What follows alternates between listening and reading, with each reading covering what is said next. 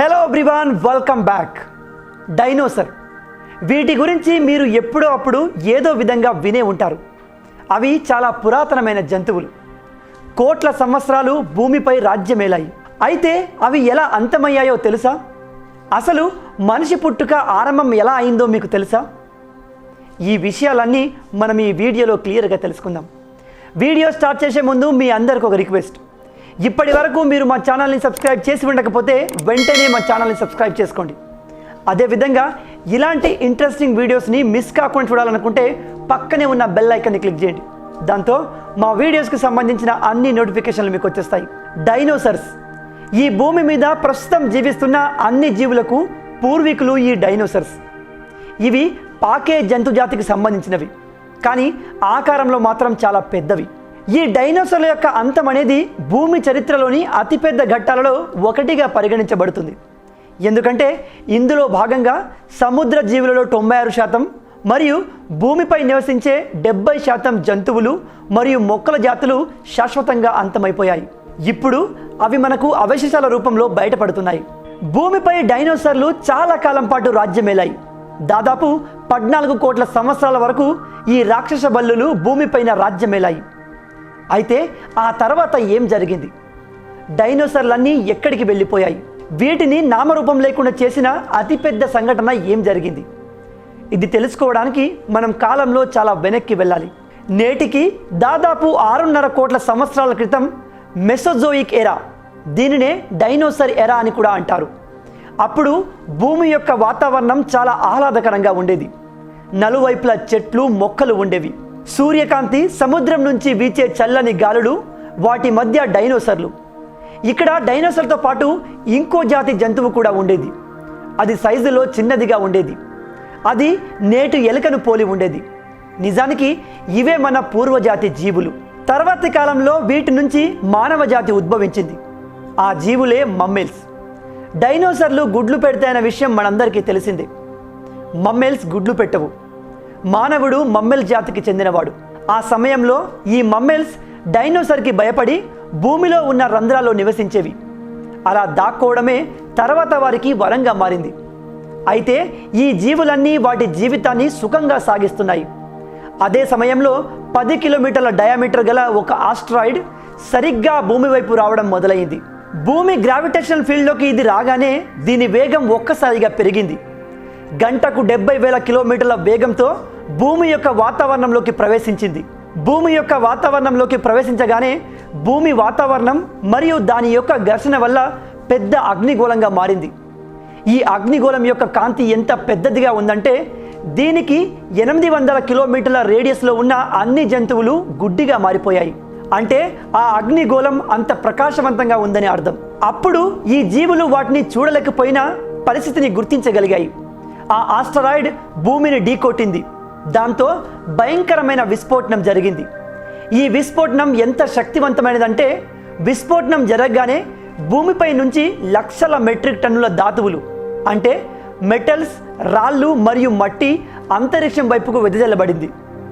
విస్ఫోటనం జరిగిన ప్రాంతంలో 180 కిలోమీటర్ల వెడల్పుతో 20 కిలోమీటర్ల లోతున ఒక పెద్ద గొయ్యి ఏర్పడింది. ఈ గొయ్యి యొక్క మ్యాటర్ మొత్తం అనగా మట్టి అంతా ఆకాశంలో ఒక మబ్బులాగా ఏర్పడింది. ఆస్టరాయిడ్ భయంకరంగా భూమిని ఢీకొట్టడం వల్ల భూకంప తరంగాలు భూమి యొక్క క్రస్ట్లో ఎన్నో కిలోమీటర్ల వరకు వెళ్ళాయి. దీనివల్ల సముద్రంలో పెద్ద పెద్ద భయంకరమైన అలలు ఏర్పడ్డాయి. దీనితో సముద్రంలో ఒకదాని తర్వాత ఒకటి సునామీ తరంగాలు నలువైపుల నుంచి వ్యాపించడం మొదలయ్యాయి. భూమి యొక్క వినాశనం ఆరంభమైంది. ఈ విస్ఫోటనం వల్ల రేడియేషన్ ఎంతగా పెరిగిందంటే దీని యొక్క 800 కిలోమీటర్ల పరిధిలో ఉన్న జంతువులన్నీ కాలి బూడిదయ్యాయి. మేఘాలలోని నీరంతా వేడి వల్ల ఆవిరిగా మారిపోయింది. ఈ వినాశనం లోపల పక్షుల లాంటి ఎగిరే జీవులు తప్పించుకున్నాయి. కానీ అది కేవలం మహాప్రలయం యొక్క ఆరంభం మాత్రమే. విస్ఫోటనం వల్ల ఆకాశంలోకి వెళ్ళిన లక్షల మెట్రిక్ టన్నుల రాళ్ళు కొంతసేపటికి అగ్నిగోళంగా మారి భూమిపై పడడం మొదలుపెట్టాయి. దీంతో పాటుగా దుమ్ముతో కూడిన ఒక భయంకరమైన తుఫాను గంటకు 20,000 కిలోమీటర్ల వేగంతో చావును తీసుకొని వస్తుంది. ఈ దుమ్ముతో కూడిన మేఘాలు చాలా కిలోమీటర్ల వరకు మందంగా ఉన్నాయి. దాంతో భూమిపై సూర్యకాంతి పడడం అసంభవంగా మారింది. ఎన్నో సంవత్సరాల వరకు భూమిపైన సూర్యకాంతి చేరలేకపోయింది. దీంతో సూర్యకాంతి మీద బతికే చెట్లు నశించిపోయాయి. ఈ మేఘాలు భూమిని 4 వైపులా కమ్ముకున్నాయి. ఈ విస్ఫోటనం వల్ల భూమి యొక్క ఉష్ణోగ్రత 150 డిగ్రీల వరకు పెరిగిపోయింది. దీనితో విస్ఫోటనానికి దూరంగా ఉన్న డైనోసార్లు కూడా ఆ వేడికి బతకలేకపోయాయి. ఈ మహాప్రలయంలో భూమిపై ఉన్న దాదాపు 70% వరకు జంతువులు మరియు మొక్కలు అంతమయ్యాయి. కానీ ఇంత భయంకరమైన మహాప్రలయం ఎవరికో లాభదాయకంగా మారబోతుంది. డైనోసార్స్ యొక్క అంతం ఒక జాతి జీవులకు బాగా కలిసి వచ్చింది. ఆ జాతి జంతువులే మమ్మెల్స్. ఇవి ఈ మహాప్రలయం నుంచి తమను తాము కాపాడుకున్నాయి. అత్యధిక వేడి నుంచి కాపాడుకోవడానికి ఇవి భూమి లోపల జీవించాయి. ఇక ఇది బతకడానికి ఏది దొరికితే అది తినడం మొదలుపెట్టింది. ఈ డైనోసార్స్ యొక్క అవశేషాలు తర్వాత కాలంలో మనకు దొరకడంతో నేడు మనం వాటి అస్తిత్వాన్ని అంచనా వేయగలుగుతున్నాం. ఈ ప్రళయం జరిగిన లక్షల సంవత్సరాల తర్వాత భూమిపై డైనోసార్స్ అనేవి కనుమరుగైపోయాయి. భూమిపైన ఒక కొత్త దశ ప్రారంభమైంది. కొత్త ప్రపంచంలో మన పూర్వీకులు కాలంతో పాటు అభివృద్ధి చెందుతూ వస్తున్నారు. ఆకారంలో కూడా ముందు కంటే పెద్దగా పెరిగారు. కానీ వారు అప్పుడు చూడ్డానికి మనలా కనిపించేవారు కాదు. ఎందుకంటే వారు భవిష్యత్తులో చాలా రకాల జాతుల రూపాల్లోకి అభివృద్ధి చెందాల్సి ఉంది. నేటికి దాదాపు 4.7 కోట్ల సంవత్సరాల క్రితం భూమి యొక్క వాతావరణం దాదాపు నేటిలాగే ఉంది. ఆ సమయంలో భూమి యొక్క ఉష్ణోగ్రత 24 డిగ్రీ సెల్సియస్గా ఉంది. భూమిపై ఒకరోజు 24 గంటలుగా ఉంది. ఆ సమయంలో భూమిపై ఉన్న మొత్తం జీవులు నిర్దిష్ట ఆకారాన్ని కలిగి ఉన్నాయి. కానీ ఒక కొత్త భూభాగం ఏర్పడమే మిగిలింది. భూమి యొక్క టెక్టానిక్ ప్లేట్స్లో మళ్ళీ ఒక అలజడి ఏర్పడింది. దానివల్ల భూమిపై ఉన్న 2 పెద్ద పెద్ద దీవులు దగ్గరగా వచ్చాయి. అందులో ఒకటి మెయిన్ల్యాండ్ ఇండియా. ఇది ఆసియా మహాద్వీపం వైపుగా వేగంగా కదులుతుంది. ఈ 2 ద్వీపాలు ఢీ కొట్టడంతో కొత్త భూభాగం ఏర్పడింది మరియు కొత్త పర్వతాలు ఏర్పడ్డాయి. అవే హిమాలయ పర్వతాలు. అందులో నుంచే ప్రపంచంలో ఎత్తైన పర్వతం ఎవరెస్ట్ ఫామ్ అయింది. ఈ పర్వతంపై పడే మంచు కరిగి ముందు ముందు ఎన్నో నదుల పుట్టుకకు కారణం కాబోతుంది. ఇవే భవిష్యత్తులో భూమిపై సగం జనాభాకి త్రాగునీరు వనరుగా మారబోతున్నాయి. కానీ భూమిపై ఏదో లోటు కనిపిస్తుంది. అదే మనిషి జాతి. అయితే మెల్లమెల్లగా మార్పులు వస్తున్నాయి.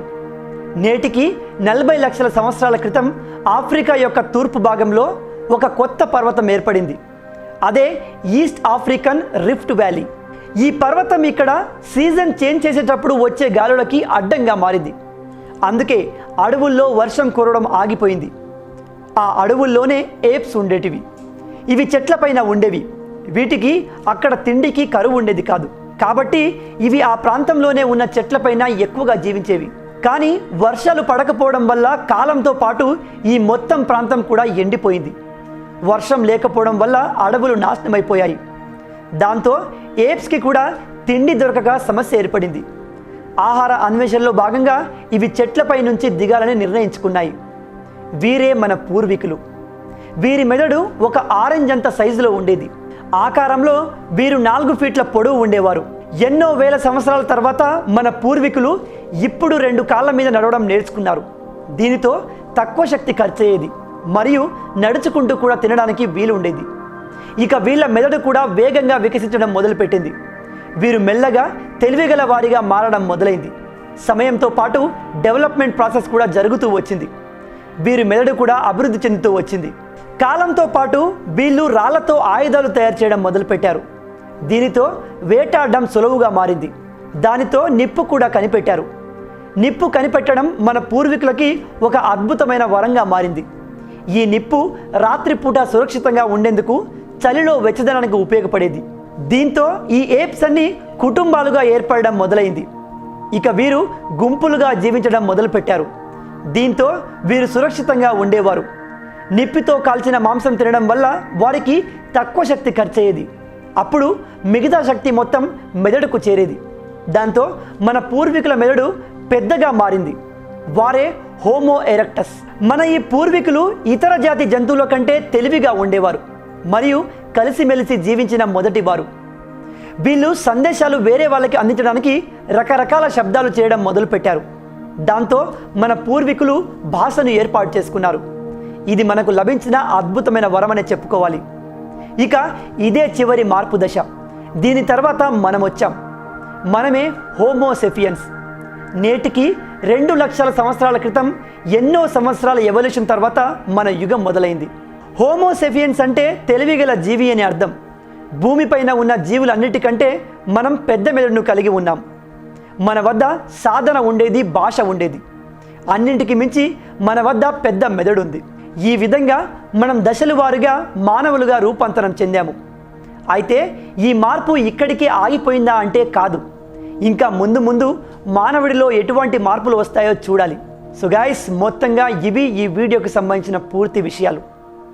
ఈ వీడియో ద్వారా డైనోసార్లు ఎలా అంతమైపోయాయి, మానవుడు ఏ విధంగా ఉద్భవించాడనే విషయం పైన మీకు చిన్నపాటి క్లారిటీ వచ్చిందని అనుకుంటున్నాను.